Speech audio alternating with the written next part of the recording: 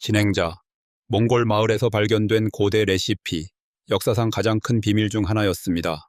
1995년 몽골 호브드주, 소비에트 연방이 무너진 후 자유를 되찾은 이 나라에서 옛 전통들이 다시 살아나기 시작했습니다.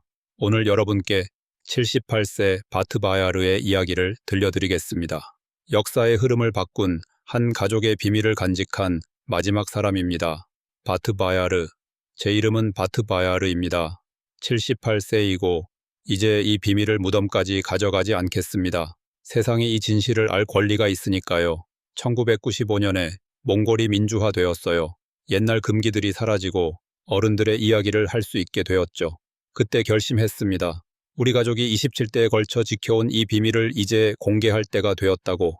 여기는 알타이 산맥 기슭의 작은 마을이에요.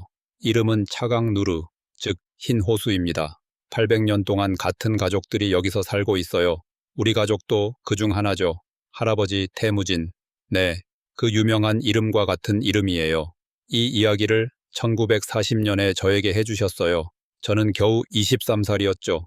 소비에트가 이런 예시이야기들을 금지했지만 할아버지는 조용히 말씀하셨어요. 바트바야르야, 우리 조상이 만든 것이 세상을 바꿨다.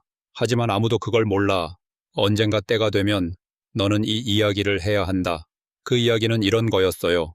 1180년경 우리 조상 오르독은 몽골 초원에서 양치기로 살고 있었어요. 그는 보통 유목민이 아니었습니다. 매우 똑똑하고 창의적인 사람이었죠. 그 해 겨울이 특히 혹독했어요.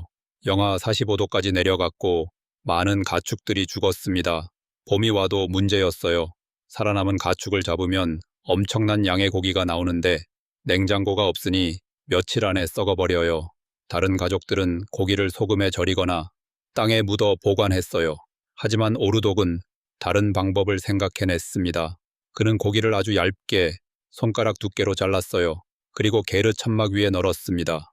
몽골의 강한 바람과 건조한 공기, 그리고 강렬한 햇빛이 고기를 말리기 시작했어요.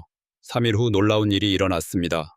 10kg의 신선한 고기가 2kg의 단단한 고기, 조각으로 변했어요. 무게는 5분의 1로 줄었지만 영양분은 그대로였습니다. 더 놀라운 것은 이 고기가 6개월 이상 상하지 않았다는 거예요. 그냥 씹어 먹을 수도 있고 물에 불려서 수프를 만들 수도 있었어요. 오르독은 이것을 보르츠라고 불렀습니다.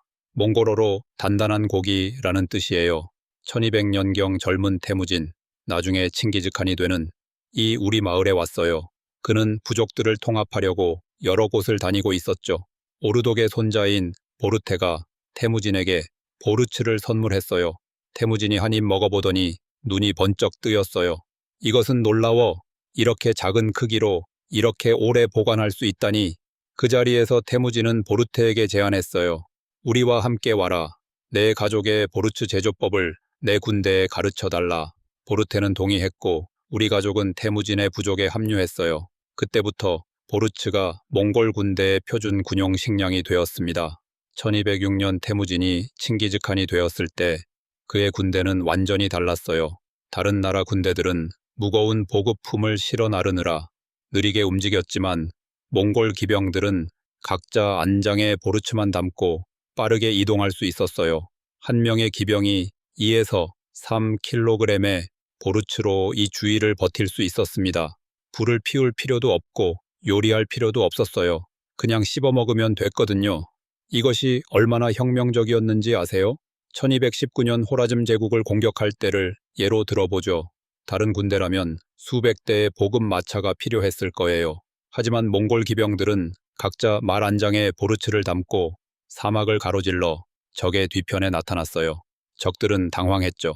저들은 어떻게 보급선 없이 그렇게 멀리 왔을까? 비밀은 간단했어요. 우리 조상의 보르츠 때문이었죠. 1240년 러시아 침입, 1241년 유럽 원정, 1258년 바그다드 정복, 매번 같은 패턴이었어요. 몽골군은 예상치 못한 곳에 나타났고 적들은 준비할 시간이 없었어요. 역사책에는 몽골 기병의 용맹함과 활 실력만 나와 있어요. 하지만 진짜 비밀은 보르츠였습니다. 우리 가족은 대대로 이 이야기를 전해왔어요. 하지만 몽골이 중국과 러시아에 지배당하면서 이런 이야기들을 할 수 없게 되었죠. 특히 소비에트 시절에는 더욱 그랬어요. 할아버지가 돌아가시기 전에 저에게 말씀하셨어요. 바트바야르야, 언젠가 몽골이 자유로워지면 세상에 이 진실을 알려라. 우리 조상이 세계사를 바꿨다는 걸 1990년대가 되어서야 그 약속을 지킬 수 있게 되었어요. 재미있는 건 보르츠가 세계로 퍼져나간 거예요. 몽골 제국이 정복한 모든 땅에 이 기술이 전해졌어요. 러시아에는 바스투르마가 있어요. 향신료를 발라 말린 고기죠. 터키에는 파스트르마가 있고요. 중앙아시아에는 카르타라는 건조육이 있어요. 미국의 비프 저키도 사실은 아메리카 원주민들이 만들던 페미컨에서 나온 거예요. 하지만 몽골 기법이 실크로드를 통해 전해졌을 가능성도 있죠. 지금도 우리 가족은 전통 방식으로 보르츠를 만들어요. 할아버지가 가르쳐준 방법 그대로요. 고기를 얇게 자르고 소금을 살짝 뿌린 다음 게르 위에 널어 말려요. 3일이면 완성돼요. 800년 전과 똑같은 방법이에요. 요즘 젊은이들은 이런 전통을 잘 몰라요. 도시로 나가서 현대식 생활을 하죠. 하지만 저는 이 전통을 지켜야 한다고 생각해요. 왜냐하면 이것은 단순한 음식이 아니거든요. 이것은 우리 조상의 지혜이고 세계사를 바꾼 발명이에요. 사람들은 칭기즈칸 하면 용맹한 전사를 생각해요. 하지만 진짜 천재성은 다른 곳에 있었어요. 가장 효율적인 방법을 찾아내는 것, 그것이 진짜 승리의 비결이었어요. 요즘 세상도 마찬가지예요. 가장 좋은 기술, 가장 효율적인 방법을 찾는 사람이 성공해요. 800년 전이나 지금이나 같은 법칙이에요. 제 이야기를 들은 젊은 연구자들이 가끔 와서 질문해요. 정말로 보르츠가 몽골 제국의 성공 비결이었나요? 저는 이렇게 대답해요. 배고픈 군사는 싸울 수 없다. 무거운 보급품을 진 군대는 빨리 움직일 수 없다. 간단한 진리야. 역사를 바꾸는 것은 때로는 아주 작은 것이에요. 거대한 무기나 화려한 전술이 아니라 작은 발명 하나가 세상을 바꿀 수 있어요. 우리 조상 오르독이 만든 보르츠가 그랬어요. 고기를 말리는 간단한 아이디어가 유라시아 대륙을 정복하게 만들었어요. 지금도 전 세계 어디를 가도 건조육을 찾을 수 있어요. 한국의 육포, 미국의 저키, 터키의 파스트르마, 모두 같은 원리예요. 이것이 바로 문화의 힘이에요. 제국은 무너져도 기술과 문화는 남아요. 몽골 제국은 사라졌지만 보르츠는 전 세계로 퍼져나갔어요. 제가 이 이야기를 하는 이유는 우리 몽골 사람들이 자부심을 가졌으면 해서예요. 우리 조상들이 얼마나 똑똑하고 창의적이었는지 알았으면 좋겠어요. 그리고 세계 사람들도 알았으면 해. 몽골이 단순히 야만적인 정복자들이 아니었다는 것을. 우리는 혁신적인 기술과 지혜를 가진 민족이었어요. 앞으로 몇 년 더 살 수 있을지 몰라요. 하지만 이 이야기만큼은 후손들에게 전해주고 싶어요. 우리 가족의 자랑스러운 역사를요. 보르츠 하나가 세상을 바꿨어요. 작은 것이 큰 차이를 만들어요. 이것을 절대 잊으면 안 됩니다.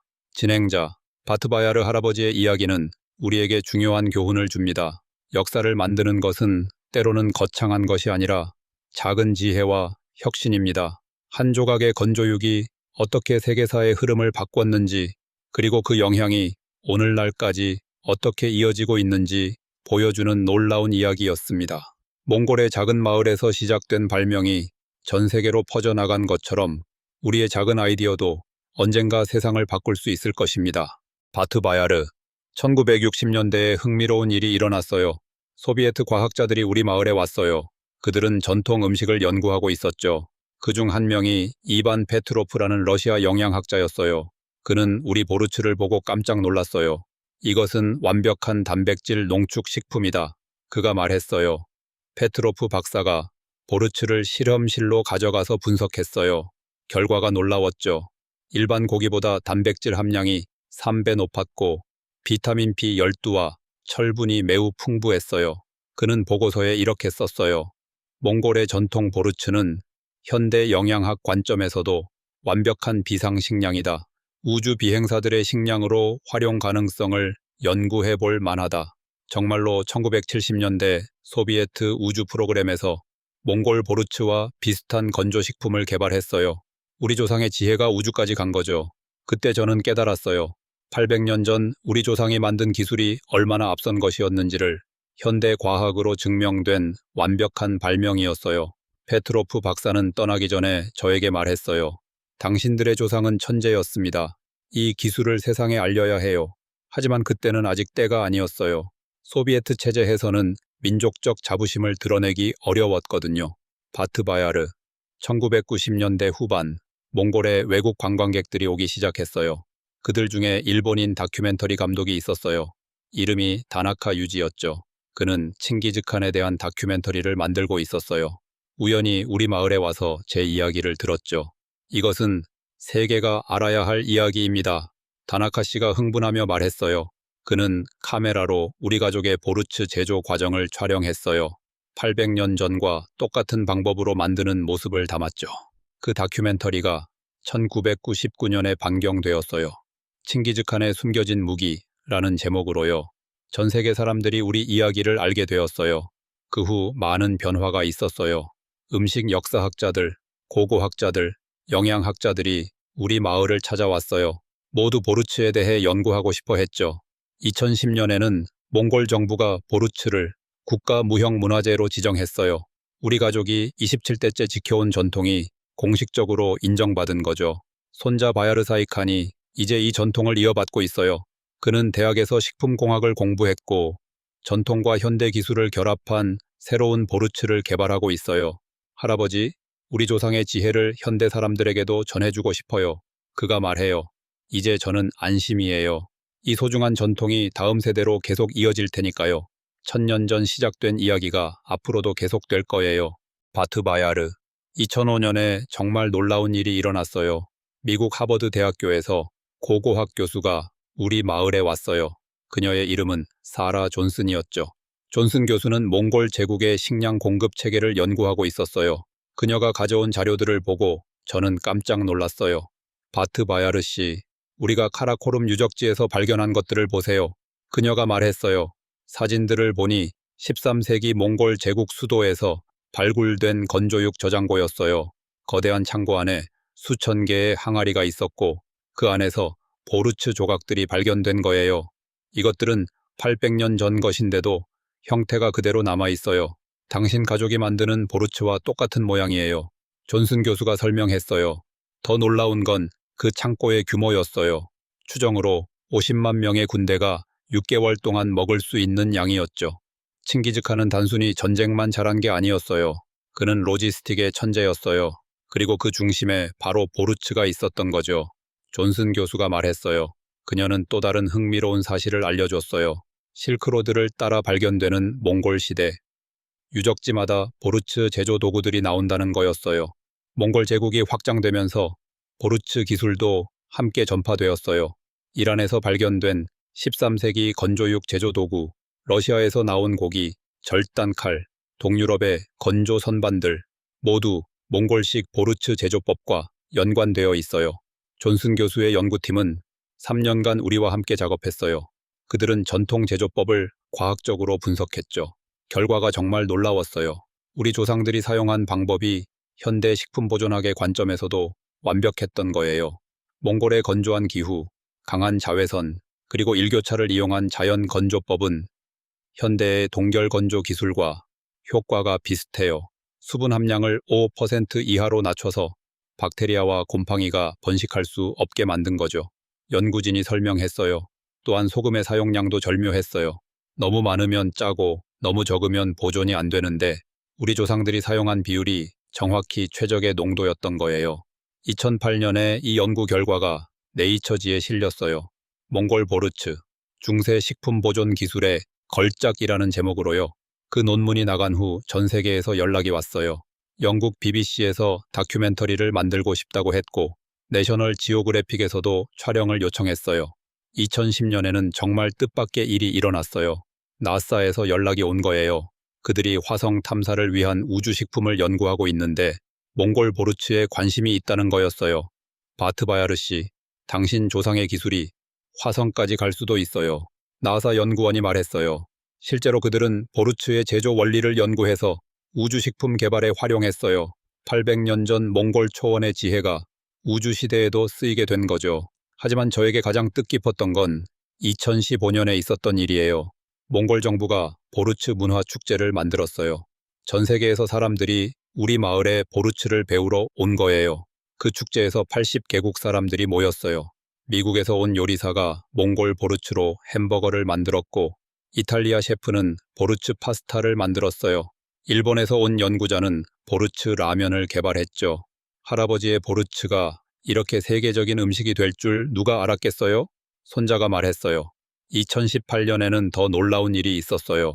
중국의 한 대기업이 우리 마을에 보르츠 공장을 짓겠다고 제안한 거예요. 하지만 저는 거절했어요. 돈보다 중요한 게 있어요. 이것은 우리 조상의 영혼이 담긴 전통이에요. 기계로 대량 생산할 수 있는 게 아니에요. 제가 말했어요. 대신 우리는 작은 가족 공방을 유지하기로 했어요.